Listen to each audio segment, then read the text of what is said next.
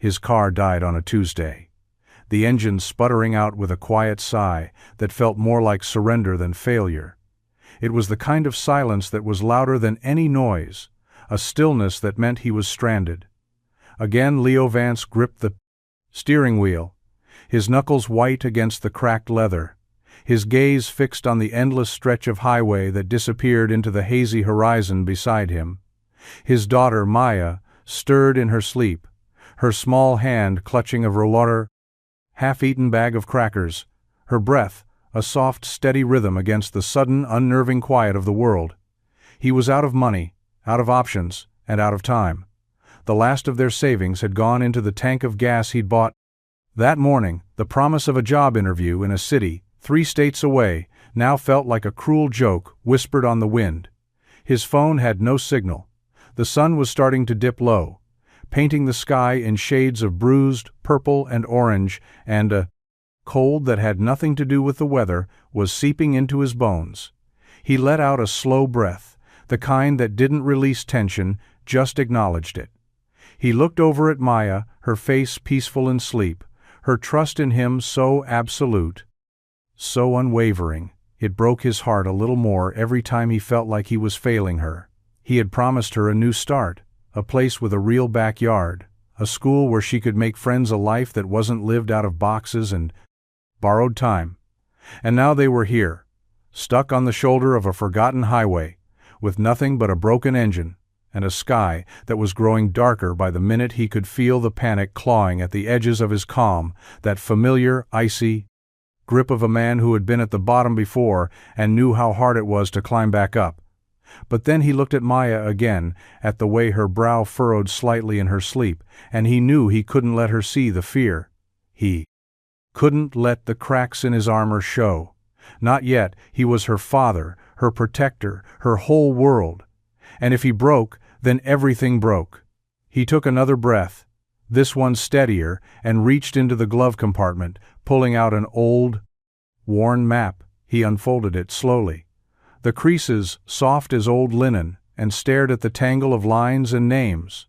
There was a town nearby, or at least what the map called a town, a tiny dot, labeled Harmony Springs. He had no idea what he would find.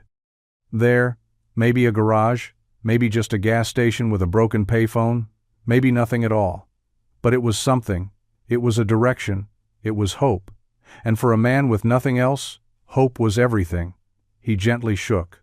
Maya awake, her eyes fluttered, open, sleepy and confused. "Are we there yet?" she asked, her voice thick with sleep.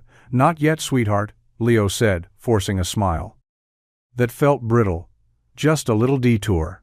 He didn't tell her the car was broken, he didn't tell her they were stranded, he just told her they were going on an adventure, a walking adventure. He helped her out of the Gridam car, bundled her into her too big jacket, and took her hand, her fingers small and warm in his. "Come on, kiddo," he said, starting down the road. "Let's see what we can find."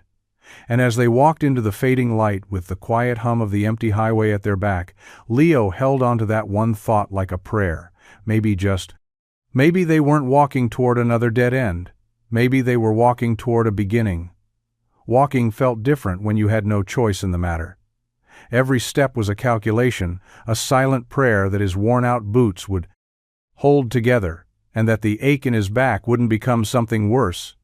The sun had dipped below the horizon, leaving behind a sky the color of a fading bruise. Maya held his hand tightly, her small legs working hard to keep up with his longer stride. She didn't complain. She never did. She just chattered about the shapes she saw in the clouds, and the names she'd give to the rocks. They passed on the side of the road. Her innocence was a shield against the creeping despair in Leo's chest. A small, bright flame in the growing dark. After what felt like an eternity, a single flickering light appeared in the distance. A warm yellow glow that pulsed like a heartbeat. It was a sign, weathered and tilting slightly to one side, its letters faded but still legible. Vance, daughter Otto Leo. Stopped his breath, catching in his throat. Vance, it was his last name. a strange, impossible coincidence that felt like a sign or a cruel twist of fate. He hesitated for a moment, unsure if he should trust it, but Maya was already pulling him forward. "Look, Daddy, a garage. Maybe they can fix the car." He nodded, and they walked toward the light. The garage was small. Old-fashioned, built from weathered wood and corrugated tin, it looked like it belonged to a different era, a time when things were built to last and people fixed what was broken. Instead of throwing it away, the bay door was open and a soft light spilled out from inside. Along with the faint smell of motor oil and old coffee, a figure was hunched over an engine, sleeves rolled up to the elbows, a smudge of grease on one cheek. As they got closer, the figure straightened and turned, and Leo's breath caught again. It was a woman. Her hair was pulled back in a messy bun, a few strands escaping to frame a face that was both strong and tired. Her eyes were the color of storm clouds, intelligent and watchful. She wore grease-stained coveralls and held a wrench in one hand like it was an extension of her arm. "Can I help you?" she asked. Her voice was low, steady, with a hint of something he couldn't quite place, not suspicion but caution. She looked them over, taking in Leo's dusty clothes and Maya's too big jacket, her gaze lingering for a moment on the worry in his eyes. "Our car broke down a few miles back," Leo said, his own voice sounding rougher than he'd intended. "Engine just cut out." The woman nodded once, setting the wrench down on a nearby workbench. "Where is it?" "Back on the highway, about 2 miles east." She wiped her hands on a rag, a slow, deliberate motion. "All right," she said.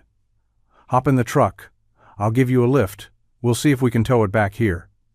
Leo was taken aback by her simple, unquestioning willingness to help. He'd expected a fee, a long list of questions, reason why she couldn't, but there was none of that. Just a quiet acceptance of a problem that needed solving. "I don't have much to pay you with right now." He admitted the words, tasting like ash in his mouth. "I was on my way to a job." The woman looked at him, then at Maya, who was hiding shyly behind his leg, and her expression softened for a fraction of a second. "We'll figure it out later," she said, her voice a little gentler now. "Right now, let's just get you out of the cold." She turned and gestured toward an old pickup truck parked beside the garage, its paint faded and its bumper held on with what looked like sheer willpower. "Come on," she said. "The heater works most of the time." Leo hesitated for one more moment, then looked down at Maya's hopeful face and nodded. "Okay," he said, and for the first time all day a sliver of warmth that had nothing to do with a heater started to spread through his chest. The inside of the truck smelled like old vinyl and something faintly metallic. The heater groaned to life with a blast of lukewarm air, but it was enough to chase away the chill that had settled deep in their bones. Maya sat between them, her small body a warm, solid presence, her eyes wide with a mixture of awe and curiosity. She kept glancing at the woman who was driving with a quiet, focused competence, her hands steady on the wheel. "I'm Ilara," the woman said after a few minutes of silence, her gaze fixed on the road ahead. "Leo, and this is Maya." Maya gave a small wave, her shyness slowly melting away. "Are you the daughter?" she asked, pointing to the sign they had passed. Ilara's hands tightened on the wheel for a fraction of a second, so small Leo might have missed it if he hadn't been watching her so closely. "Something like that," she said, her voice even. "This place belonged to my father." Leo didn't press for more. He knew what it was like to carry the weight of a past you didn't always want to talk about. They found the car, a dark, silent shape on the side of the road.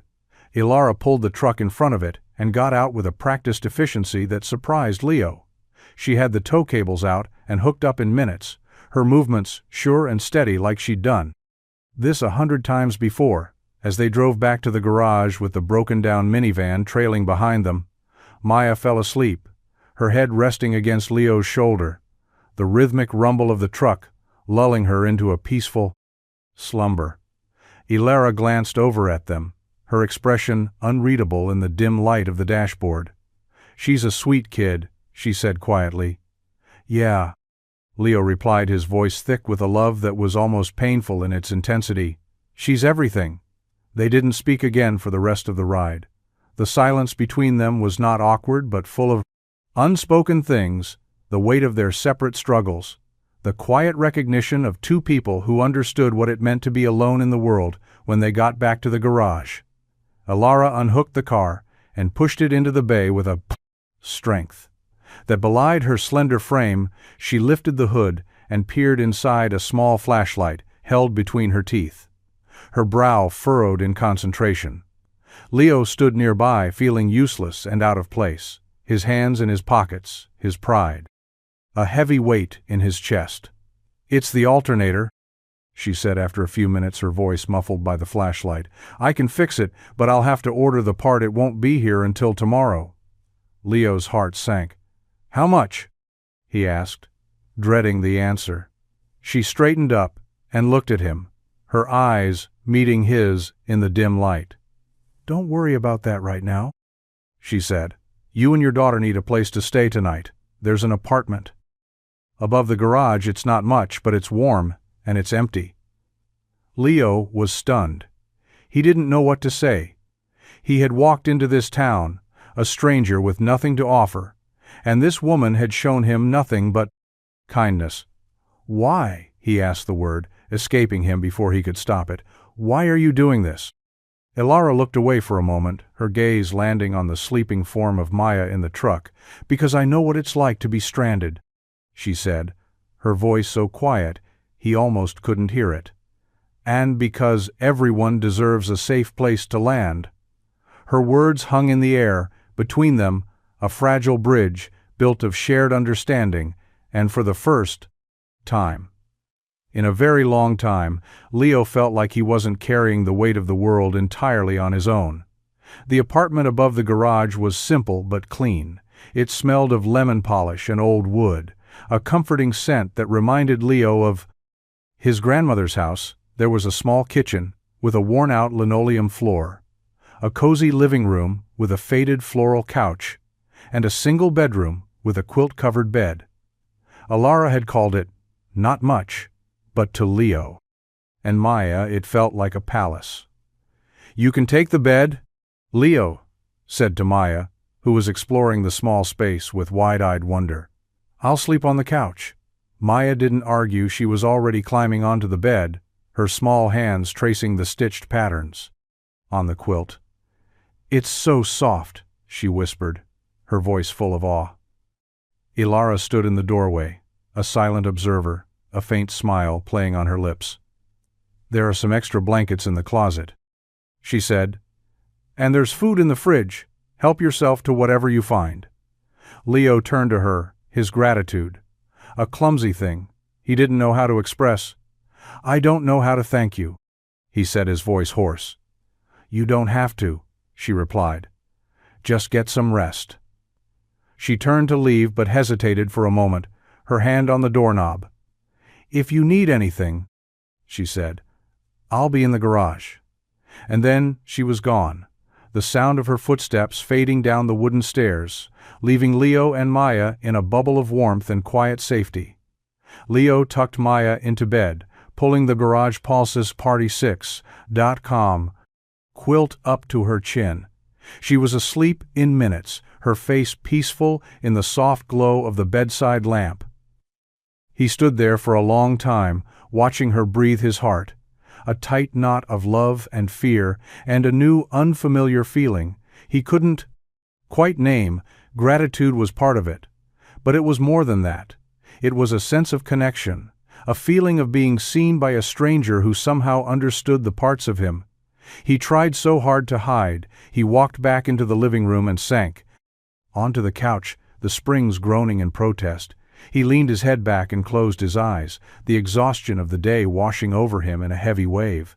He should have been worried about the car, about the money, about the future, but for the first time in months, his mind was quiet. He wasn't a man on the run, he wasn't a failure, he was just a father in a warm apartment with his daughter sleeping safely in the next room, and for tonight that was enough. He drifted off to Sleep not to the sound of a sputtering engine or the hum of a lonely highway, but to the gentle rhythm of rain starting to tap against the window pane. A soft lullaby that promised a new day was coming. He woke to the smell of coffee and bacon, a scent so foreign and comforting. It took him a moment to place where he was. The morning light was filtering through the window, casting a soft glow on the unfamiliar room. He sat up, his back stiff from the couch, and saw Ilara standing in the small kitchen, a frying pan in one hand and a spatula in the other. She was wearing the same grease-stained coveralls from the night before, but her hair was down, falling in soft waves around her shoulders. She looked different in the pretvercent daylight, less like a mechanic and more like someone playing a part. "Morning," she said, her voice a little brighter than it had been the night before. "I thought you might be hungry." Leo ran a hand through his hair, feeling disheveled and out of place. "You didn't have to do that," he said. "I know," she replied with a small smile. "But I was hungry too." Maya appeared in the doorway, rubbing the sleep from her eyes. Her face lit up when she saw the bacon. "Is that for us?" she asked, her voice full of hope. "It is," Ilara said, "but only if you wash your hands first." Maya scurried off to the bathroom, and Leo watched her go, a warmth spreading through his chest that had nothing to do with the coffee he could smell brewing. They ate breakfast at the small kitchen table, the three of them, like a strange makeshift family. The bacon was crispy, the eggs were perfectly cooked, and the coffee was strong and black, just the way Leo liked it. Maya chattered non-stop, telling Ilara all about her favorite books, her best friend from her old school, and her dream of one day having a dog. Ilara listened intently, her chin resting on her hand, her eyes full of a genuine interest that made Maya's stories seem like the most important thing in the world. After breakfast, Leo offered to help clean up, but Ilara waved him off. "You're the guest," she said. "Go relax. I'll take care of this." He hesitated, feeling a familiar pang of pride, the need to be useful, to contribute, to not be a burden, but something in Ilara's expression told him to let it go. That wasn't offering charity. She was offering a moment of peace, and he was too tired to refuse it. He sat on the couch, watching her, as she moved around the small kitchen, with a quiet competence, her movements graceful and sure. There was a prostat et a stillness about her, a self-contained strength that he found both intimidating and alluring. He noticed a small detail, then something he hadn't seen the night before, a thin silver chain around her neck with a single small key hanging from it. It was a delicate piece of jewelry, strangely out of place with her grease-stained coveralls. It was a clue, a hint of a life beyond the garage, a life he knew nothing about. He didn't ask her about it. He didn't want to break the fragile spell of the morning, the quiet comfort of being in a warm kitchen with a kind stranger who had somehow made them feel at home. He just sat there and watched her, his heart full of a quiet wonder and the dawning realization that he was starting to feel something for this woman, something more than just gratitude, something that both terrified and thrilled him. The part for the car arrived in the early afternoon, a small brown box delivered by a gruff-looking man in a dusty pickup truck. Ilara signed for it with a practiced hand and carried it into the garage. Her movements, all business. Once again, Leo followed her, feeling the familiar pull of responsibility he couldn't let her do all the work he had to contribute somehow. "Let me help," he said as she opened the box and pulled out the new alternator. "I know my way around an engine." Ilara looked at him, a flicker of surprise in her eyes. "You sure?" she asked. "I am," he replied, with a confidence he hadn't felt in days. "I used to work in a garage back in the city before," he trailed off, not wanting to bring up the past. "Before," she finished for him, her voice soft, with an understanding that needed no explanation. "All right," she said, handing him a wrench. "Let's get to work." They worked side by side for the next few hours, the silence between them filled with the comfortable clatter of tools and the low hum of the fanner. Garage's old radio playing a forgotten country song, Leo was surprised by how easily they fell into a rhythm. He knew what she needed before she asked for it, and she seemed to anticipate his every move. It was like they had been working together for years, not just a few hours. Maya sat on a nearby stool watching them with a focused intensity, her chin resting on her hands. She was drawing in a small notebook that Alara had given her, a series of colorful pictures that chronicled their adventure. The broken-down car, the tow truck, the warm apartment, the bacon for breakfast. "What are you drawing?" Leo asked during a lull in the work. She held up the notebook to show him a picture of the three of them standing in front of the garage. Alara was in the middle, holding a giant wrench and smiling. Leo and Maya were on either side of her, their hands linked. "It's our new family," she said with a proud grin. Leo's heart did a little flip-flop. He looked at Alara, who was trying to hide a smile behind her hand. Her cheeks were flushed, a faint pink that had nothing to do with the warmth of the garage. I didn't know what to say, so he just cleared his throat and went back to work. But the image of Maya's drawing stayed with him, a bright, colorful promise of something he hadn't dared to hope for. They finished the car just as the sun was starting to set, casting long shadows across the garage floor. Alara wiped her hands on a rag and leaned against the workbench, a look of satisfaction on her face. "All done," she said. "Should run like new now." Leo closed the hood with a solid thud and turned to her. "I don't know how to repay you." He said the words, feeling inadequate for the depth of his gratitude. "I'll figure something out, I promise." "I'm not worried about it," she said, her gaze soft and steady. "I'm glad I could help." There was a moment of silence, then a moment that stretched into something more. It was the moment when he should have said goodbye. The moment when he should have packed up their things and gotten back on the road. But the thought of leaving felt like a betrayal, like he was walking away from something important, something he might never find again. "Stay for dinner," he said, the words tumbling out before he could stop them. "Let me cook for you this time." Alara's eyes widened in surprise. "You don't have to do that," she said. "I want to," he replied, his voice firm. "It's the least I can do." She hesitated for a moment, her gaze searching his, as if looking for something he couldn't name. Then she nodded, a slow smile spreading across her face. "All right," she said, "I'd like that." And in that moment Leo knew that he wasn't just staying for dinner, he was staying for something more, something he was just beginning to understand. Leo was a surprisingly good cook. Skill he had learned out of necessity. After his wife passed away, he moved around Alara's small kitchen with a confidence that she found both endearing and a little intimidating. He found a package of chicken in the fridge, some vegetables in the crisper, and a bag of rice in the cupboard, and within an hour he had created a meal that smelled and looked like something out of a gourmet magazine. Alara sat at the table watching him, her chin resting on her hand, a sense of wonder filling her. She had spent most of her life surrounded by people who had personal chefs and caterers, people who wouldn't know how to boil water if their lives depended on it.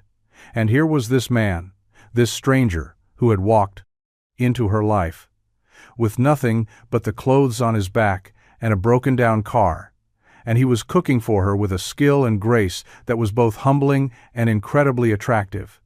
Maya sat beside her, coloring in her notebook and humming a blasto, and he having humming a comedid little tune to herself. She was completely at ease.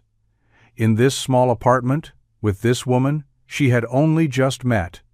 It was as if she had always been here, as if this was where she belonged. The thought sent a pang of longing through Alara's chest, a feeling she hadn't allowed herself to experience in a very long time.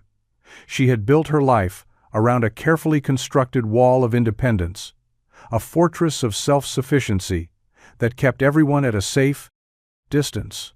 But this man and his daughter had somehow found a crack in that wall, a small opening that was slowly but surely widening with every passing moment. When dinner was ready, Leo served it with a flourish that made Maya giggle. He had set the table with the mismatched plates and silverware he had found in the cupboard, and had even lit a candle that he had discovered in a drawer, a small flickering flame that cast a warm and intimate glow on the small room.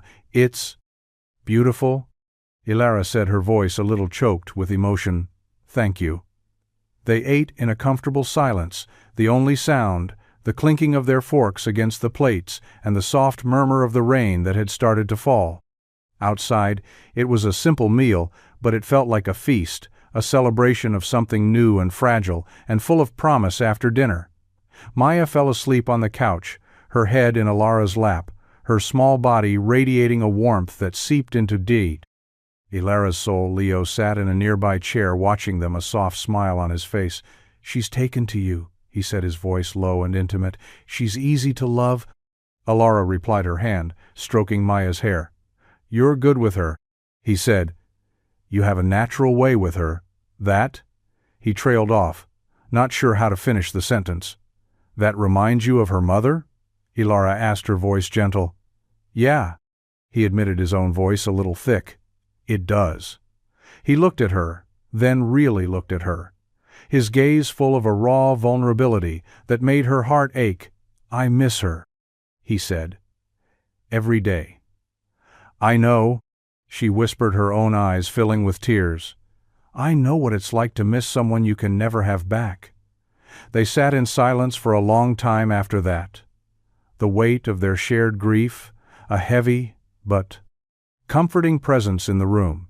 It was a bond they hadn't expected, a connection forged in the crucible of loss, and it was a bond that was stronger than any they had ever known before. The next day dawned gray, and overcast. The rain had stopped, but the sky was still heavy with unshed tears, a fitting reflection of the mood that had settled over the small apartment. Leo knew he had to leave. He couldn't stay here forever. He had a job interview to get to, a new life, to build for himself and Maya. But the thought of saying goodbye to Ilara felt like a physical ache, a tearing in his chest, that he wasn't sure he could endure. He packed their meager belongings with a heavy heart, his movements slow and deliberate. Maya watched him, her eyes full of a quiet sadness that mirrored his own. "Do we have to go?" she asked, her voice small and fragile. "We do, sweetheart," he said, his own voice breaking a little. "But we'll be back, I promise." He didn't know if it was a promise he could keep, but he had to say it for her. For himself, he found Ilara in the garage, standing by the workbench, her back to him.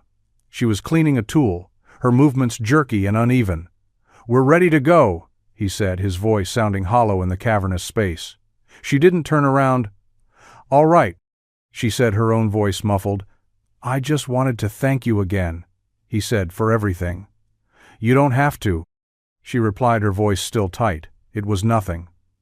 "It wasn't nothing," he said, stepping closer to her. "It was everything." She finally turned to him, her eyes red and swollen. "Don't," she whispered, her voice a raw plea. "Don't make this harder than it already is. I don't want to go." He admitted, the words spilling out of him like a confession. "I want to stay here with you." Her face crumpled then, and the tears she had been holding back streamed down her cheeks. "You can't," she said, her voice choked with sobs. "You have a life to build, a future to create. You can't throw it all away for a woman who lives in a garage." "You're not just a woman who lives in a garage," he said, his own eyes filling with tears. "You're the most amazing woman I've ever met." He took her in his arms, then holding her tight as she cried, her body shaking with the force of her grief. He knew what the future held. He didn't know if they would ever see each other again. But in that moment he knew one thing for sure. He was in love with Ilara Vance, and he would never be the same again. The drive away from Harmony Springs was the hardest thing Leo had ever done. Every mile felt like a betrayal, a tearing away from a part of himself. He had only just discovered Maya was quiet in the back seat, her chin resting on her chest, her small hands clutching the drawing she had made of their new family. She didn't cry, but her silence was more heartbreaking than any tears could have been. Leo drove on autopilot, his mind a numb void, his heart a heavy leaden weight in his chest. He knew where he was going. He didn't care. He just knew he had to keep moving. He had to put as much distance as possible between himself and the woman he had left behind. He drove for hours, the scenery a blur of greens and browns and grays. He didn't stop for food, he didn't stop for gas, he just drove until the sun began to set, and the sky turned a fiery orange and red. He pulled into a rest stop, a lonely, desolate place, with a single picnic table and a rusty trash. Kenny got out of the car and stood by the side of the road, his hands in his pockets, his gaze fixed on the horizon. He could still feel Alara's arms around him. He could still taste her tears on his lips. He could still hear her voice, whispering his name. It was a ghost that would haunt him for the rest of his days. He knew he had made the right decision. He had to think of Maya. He had to give her a stable life, a future full of promise. But the right decision didn't always feel right. Sometimes it felt like a knife twisting in your gut, a slow, agonizing death of the soul. He sank onto the picnic table, his head in his hands, his body shaking with the force of his own silent sobs. He had been strong for so long. He had held it together for Maya's sake, but now, in the lonely twilight of a forgotten rest stop, he finally allowed himself to break. He cried for his wife, for the life they had lost, for the future they would never have, he cried. For himself, for the man he had become, a man who was afraid to love, afraid to hope, afraid to take a chance on happiness. He cried for Alara, for the woman he had left behind, the woman who had shown him what it meant to be truly alive, and as the tears streamed down his face, he knew that he had made a terrible mistake. He had walked away from the one person who had ever truly seen him, and he would regret it for the rest of his life. Alara stood in the doorway of the garage. Watching the taillights of Leo's car disappear into the darkness, she felt a hollowness in her chest, a vast empty space where her heart used to be. She had known it would hurt to see him go, but she hadn't been prepared for the sheer agony of it. It was a pain that was both physical and emotional, a tearing of the soul that left her feeling raw and exposed. She walked back into the garage, the smell of oil and grease and coffee, suddenly feeling alien and unfamiliar. This place had been her sanctuary, her refuge from the world, but now it just felt like a prison, a constant reminder of what she had lost. She picked up the wrench. She had been cleaning her fingers, tracing its cool metal surface. She had spent her life fixing things, cars, engines, machines, but she didn't know how to fix this. She didn't know how to mend a broken heart, her own or his. She sank onto the stool by the workbench, her head in her hands, her body racked with sobs. She had been so careful. She had built her walls so high and so thick, but Leo and Maya had breached them with their quiet kindness, their gentle love, their unwavering belief in the goodness of people. They had shown her what it was like to be part of a family, to belong to something bigger than herself. And now they were gone, and she was alone again, more alone than she had ever been before. She didn't know how long she sat there crying, but when she finally lifted her head, the garage was dark, the only light coming from the single bare bulb hanging from the ceiling. She looked around at the tools, the machines, the half-finished projects, and she knew she couldn't stay here. Not anymore. This place was full of ghosts, the ghosts of her father, the ghost of the life she had tried to build for herself, and now the ghost of Leo and Maya. She had to leave. She had to find a new place, a new life, a new way to be. In the world? She didn't know where she would go, but she knew she had to go somewhere. Somewhere she could forget. Somewhere she could start over. Somewhere she could try to put the pieces of her broken heart back together again.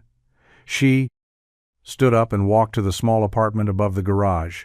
She packed a single bag with a few clothes, a toothbrush, and the drawing that Maya had given her.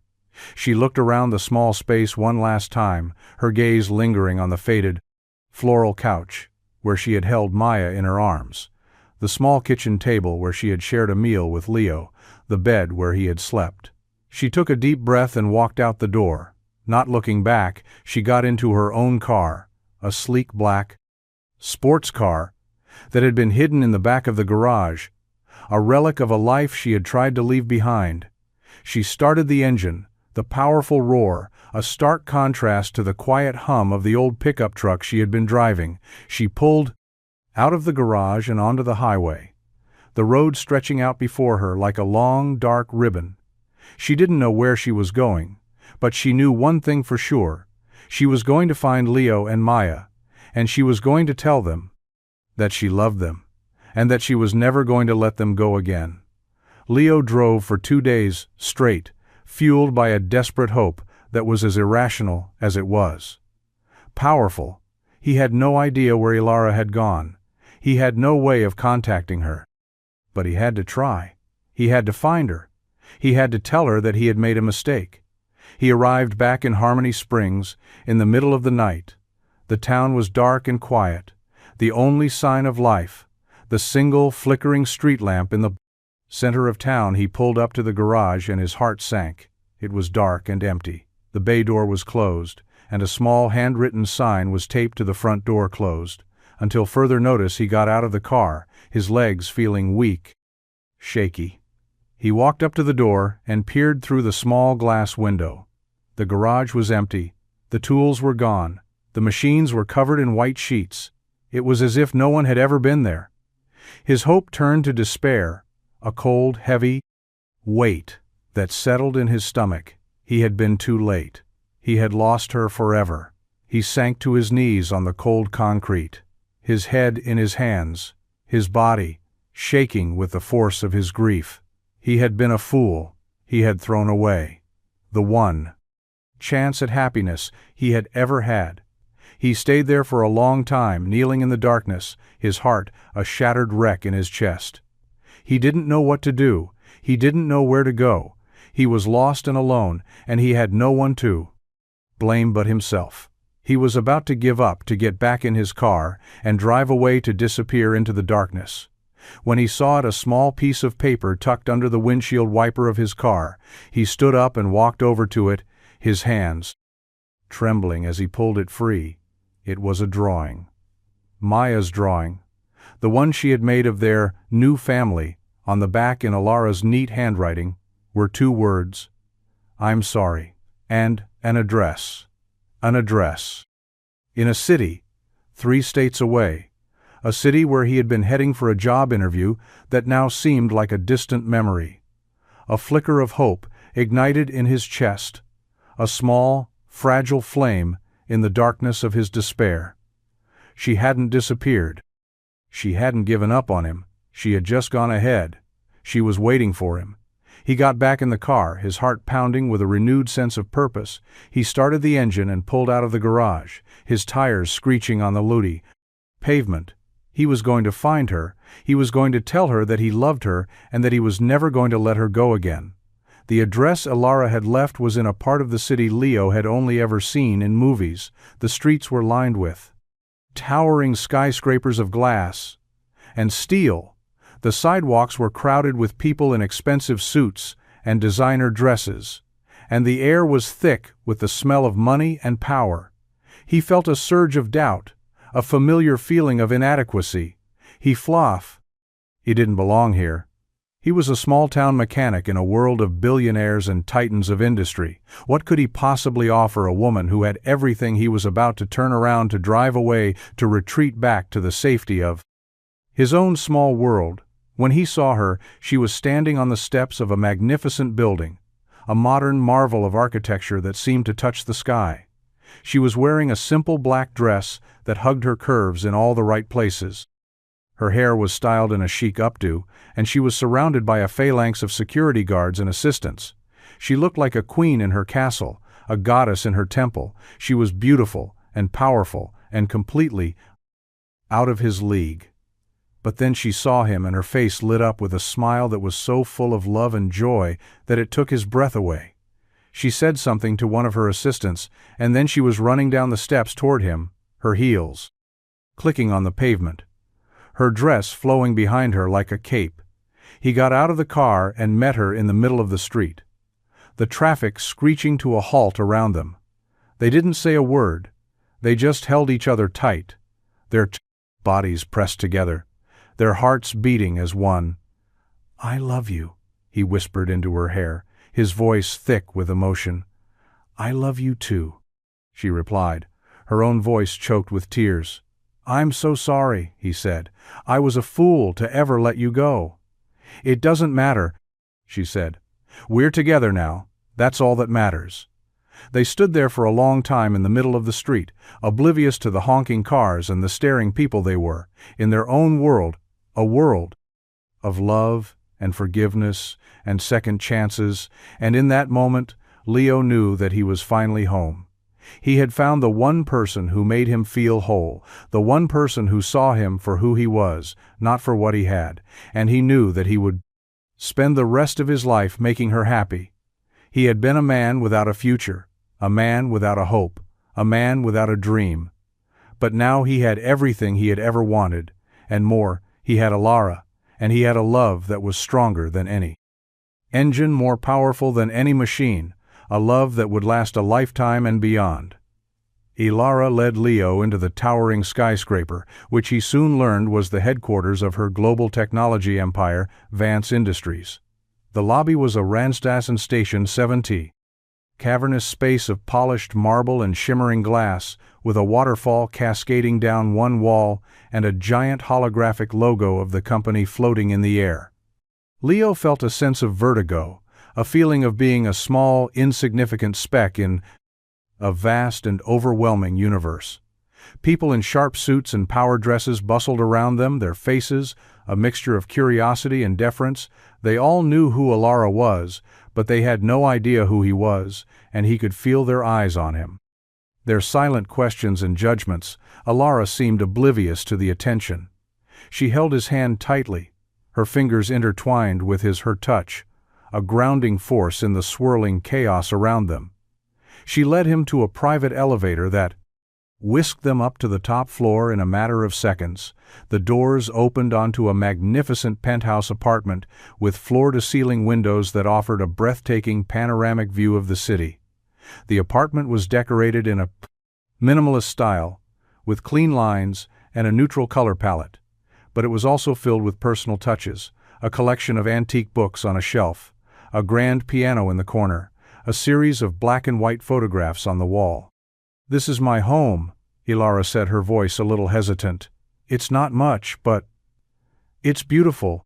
"Leo," said, cutting her off, "just like you." He walked over to the window and looked out at the city lights twinkling below him like a sea of stars. "I can't believe this is your life," he said, his voice full of awe. "It's a gilded cage," she replied, coming to stand beside him. "It's a life of luxury and privilege, but it's also a life of loneliness and isolation." She turned to him, her eyes full of a deep and abiding sadness. "I've been surrounded by people my whole life," she said, "but I've never felt more alone." "You're not alone anymore," he said, taking her in his arms. "You have me, and you have Maya." "I know," she whispered, her voice full of a gratitude that was almost painful to hear. "And that's all that matters." They stood there for a long time, watching the city lights and dreaming of a future together, a future that was full of love and laughter, and the quiet joy of simply being together. They had come from two different worlds, but they had found a common ground in their shared love and their shared desire for a real and meaningful life. They wouldn't be easy. They knew that there would be challenges and obstacles to overcome, but they were determined to make it work. They were a team, a family, and they were ready to face whatever the world threw at them together. The next few weeks were a whirlwind of activity. Alara introduced Leo to her world, a world of board meetings and charity galas, of private jets and five-star restaurants, and he introduced her to his, a world of scraped knuckles and grease-stained hands, of quiet evenings at home, and the simple joy of watching their daughter grow and learn. They were an unlikely couple, a study in contrasts, but they were also a perfect match. They complemented each other in ways they had never expected. He grounded her with his quiet strength and his down-to-earth practicality, and she inspired him with her brilliant mind and her passionate heart. Maya was in heaven. She had a new home, a new school, and a new mother figure who adored her. She blossomed in the warmth of their love, her laughter filling the once silent penthouse with a joy that was contagious. But it wasn't all smooth sailing. There were those in Ilara's world who looked down on Leo, who saw him as an opportunist, a gold digger, a man who was not worthy of her love. And there were those in his own small world who were suspicious of her, who saw her as an outsider, a woman who could never truly understand their way of life. But they didn't let the negativity get to them. They were too busy building a life together, a life that was based on love and trust and mutual respect. They bought a small house in the suburbs, a cozy place with a big backyard, and a tire swing hanging from an old oak tree. Ilara still ran her company, but she did it from home. Now her priorities had shifted. She was no longer interested in conquering the world. She was interested in creating a home. Leo opened up his own garage, a small shop in the heart of their new town. He was doing what he loved, what he was good at, and he was his own boss. He was a happy man, a fulfilled man, a man who had found his purpose in life. They were a family, a strange and peaty, wonderful and perfectly imperfect family. And they were happy, happier than they had ever been before they had found their own little slice of heaven. Their own harmony springs in the midst of a chaotic and often unforgiving world.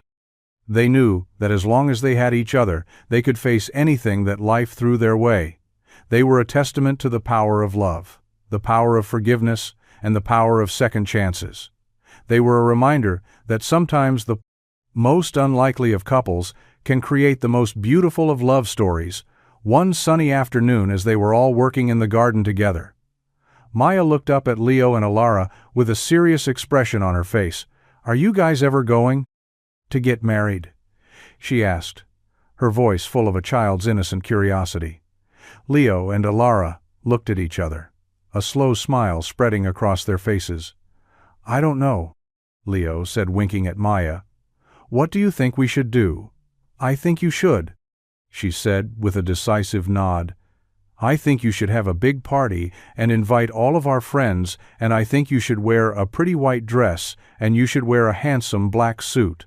Ilara laughed, her heart full of a love that was so big it felt like it might burst. "Well," she said, "I think that's a wonderful idea." And so they did. They got married in their own backyard, surrounded by their family and friends. It was a simple ceremony, but it was also the most beautiful wedding Leo had ever seen.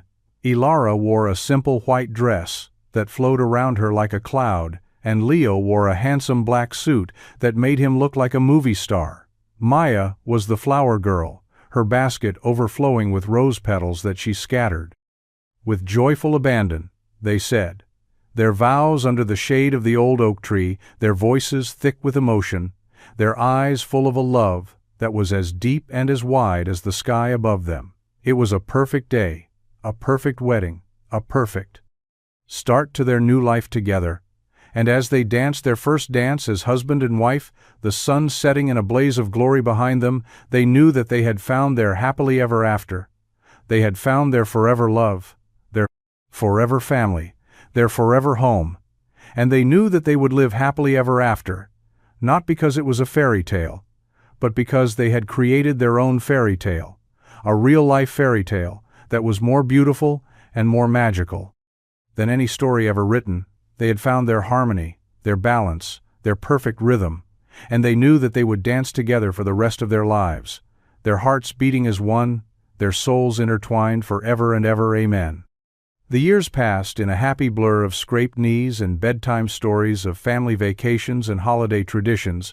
Leo and Ilara's love deepened and grew stronger, with each passing year a quiet, steady flame that warmed their home, their hearts. Maya grew into a beautiful and intelligent young woman with her mother's brilliant mind and her father's kind heart. She went off to college and then to law school, and then she came home to work for her mother's company. Her passion for justice and her commitment to making the world a better place, a source of constant pride for her parents. Leo's garage flourished. It became a beloved institution in their town, a place where people came not just to get their cars fixed, but to catch up on the local gossip and to soak up the warmth of Leo's quiet wisdom. Ilara continued to run her company with a steady hand and a compassionate heart. She was a respected and admired leader, a woman who had proven that you could be both successful and kind. But their greatest joy was their family, their love for each other, and their shared life was a testament to the power of second chances and the enduring strength of the human heart. They were a reminder that it's never too late to find happiness, to find love, to find your place in the world. One evening, as they were sitting on their porch swing, watching the fireflies dance in the twilight, Ilara leaned her head on Leo's shoulder and sighed contentedly. "Do you ever think about that day?" she asked, her voice soft and nostalgic. "The day we met?" "Every day," he replied, his own voice thick with emotion. "It was the best and worst day of my life." "Mine too," she said with a small laugh. "I was so lost and so alone. And then you and Maya walked into my life, and everything changed. You changed my life too," he said, his voice a low whisper. "You taught me how to hope again, how to love again, how to live again." They sat in silence for a long time after that, their hands intertwined, their hearts full of a love that was as timeless as the stars above them. They had come a long way from that lonely rest stop on a forgotten highway. They had built a life together, a beautiful and meaningful life, a life that was full of love and laughter and joy. And as they sat there on their porch swing in the twilight of their years, they knew that they were the luckiest people in the world. They had found their soulmates, their best friends, their forever loves, and they knew that they would be together for all of eternity. Their love, a shining beacon in the darkness, a testament to the enduring power of the human spirit, to overcome adversity and to find happiness. In the most unexpected of places, their story was a love story for the ages, a story of two people from two different worlds who found a common ground in their shared humanity, their shared love, and their shared dream of a better world. It was a story that would be told and retold for generations to come, a story that would inspire hope and faith and love in all who heard it. It was the story of Leo and Ilara, a story of a love that was as real and as true and as beautiful as the stars in the night sky, a love that would shine on forever and ever. Amen. The legacy of Leo and Ilara lived on long after they were gone.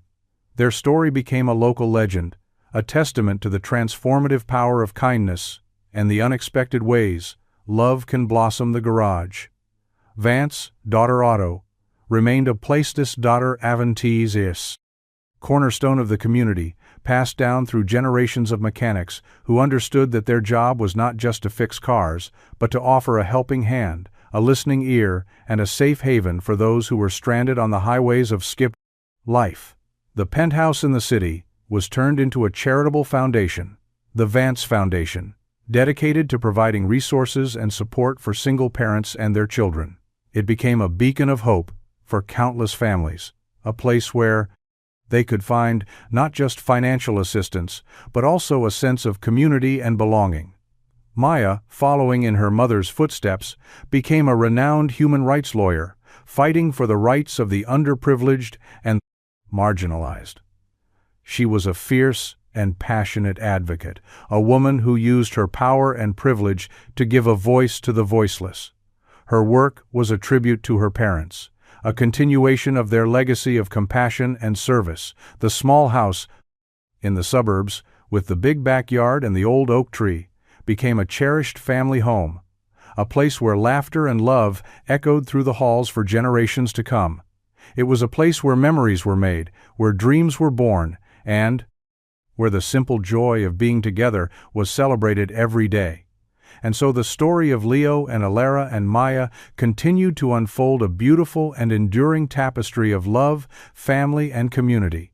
It was a story that reminded everyone who heard it that the greatest treasures in life are not material possessions, but the intangible gifts of love, kindness, and human connection. It was a story that taught them that true wealth is not measured in dollars and cents, but in the richness of our relationships and the depth of our compassion. It was a story that inspired them to be better people, to be more loving, to be more kind, to be more generous. It was a story that gave them hope, a story that reminded them that even in the darkest of times, there is always a light of love, a light of hope, a light that can guide us home, the spirit of Harmony Springs. The small town that had brought Leo and Alara together continued to thrive. It remained a place where neighbors helped neighbors, where community was more than just a word. It was a way of life. The town became a model for other communities, a shining example of what can be achieved when people work together for the common good. The story of Leo and Alara became a part of the town's folklore, a cherished tale that was passed down from one generation to the next. It was a story that was told around campfires, in classrooms, and on front porches, a story that never failed to bring a tear to the eye and a smile to the face. It was a story that reminded the people of Harmony Springs of their own capacity for kindness and compassion. It was a story that inspired them to be the best versions of themselves. And so, the legacy of Leo and Alara, a mechanic with a heart of gold and a billionaire with a soul of a poet, lived on not just in the town they had loved, but in the hearts of all who had been touched by their story. Their love was a ripple that spread far and wide, a wave of kindness and compassion that touched countless lives and made the world a better place. Their story was a love song, a symphony of hope, a testament to the enduring power of the human spirit to find love and light in the most unexpected of places, and their love, like the stars in the night sky, would continue to shine on forever, a beacon of hope and inspiration for all who dared to dream of a better world, a world where love truly does conquer all. The final chapter of their story was not an ending, but a beginning, a new chapter in the ongoing saga of love and kindness and community. It was a chapter that was written not in words, but in actions, in the lives of the people they had touched, in the community they had helped to build, and in the legacy of love they had left behind. Their story was a reminder that we are all connected, that we are all part of a larger human family, and that our lives are a tapestry woven together with the threads of our shared experiences, our shared hopes, and our shared dreams. It was a story that taught us that the greatest gift we can give to each other is the gift of ourselves, our time, our compassion, our love. And it was a story that reminded us that in the end, it is not what we have but what we give that truly matters. The story of Leo and Alara was a story for the ages, a timeless tale of love, redemption, and the enduring power of the human spirit to overcome adversity and to find hope and happiness. In the most unexpected of places, it was a story that would continue to inspire and to uplift for generations to come, a story that would forever be etched in the hearts and minds of all who heard it. It was a story of a love that was as pure and as true and as beautiful as a spring day, a love that would never fade, a love that would last for all of eternity. Amen. And so it was, and so it will always be the legacy of Leo and Alara, a love story for the ages, a testament to the power of the human heart to love, to heal, and to find its way home. Their love story became a cornerstone of modern folklore, a touchstone for those who believed that the world, for all its harshness, still held pockets of impossible magic. The Vance Foundation, under Maya's guidance, expanded its reach, creating not just shelters but educational programs, mentorship opportunities, and small business grants for single parents who, like her father once had, felt the weight of the world on their shoulders. Maya never married, but her life was full of a different kind of love. The love of a community she had nurtured, the love of a legacy she had honored, and the fierce protective love for the memory of the two people who had shown her that a family could be built from the most disparate of parts. She would often visit the old garage in Harmony Springs, which was now a designated historical landmark. The tools were still there, polished and preserved behind a velvet rope, and the faint smell of oil and old coffee still lingered in the air, a phantom scent of a life lived with purpose and passion. She would sit on the old stool where she had once colored, her fingers tracing the worn wood, and she would remember. She would remember the sound of her father's laughter, the warmth of Alara's embrace, the taste of burnt bacon, and the feeling of belonging. She would remember the day her world had broken down, and the day it had been put back together again, stronger and more beautiful than before. Her life was a testament to their love, a living, breathing embodiment of the values they had cherished. She was their legacy, their love story, their happily ever after. And in her heart, she knew that they were still with her, watching over her, guiding her, their love, a constant and unwavering presence in her life. She was not alone. She would never be alone. She was a Vance, and she was a daughter, and she was a product of a love that had defied all odds, a love that had bridged two worlds, a love that had created a legacy that would endure for all time. The final words of their story were not written in a book, but in the lives they had touched, the community they had built, and the love they had shared. It was a story that had no end, for it was a story that lived on in the hearts of all who believed in the power of love to change the world. It was a story of hope, a story of faith, a story of the enduring power of the human spirit. It was the story of Leo and Alara, a love story for the ages, a love story for all time. Amen. The oak tree in their backyard grew taller and wider, its branches reaching for the sky like arms outstretched in a silent prayer. The tire swing still hung from one of its sturdiest limbs, a weathered and worn testament to a childhood filled with laughter and joy. The house itself had settled into a comfortable old age, its walls holding the echoes of 1,000 happy memories. The world outside had changed, but within the walls of their home, time seemed to stand still. The love that had been born in a dusty garage and nurtured in a sterile penthouse had found its true home here, in this small house, in this quiet town, a love that was as constant and as unwavering as the northern star.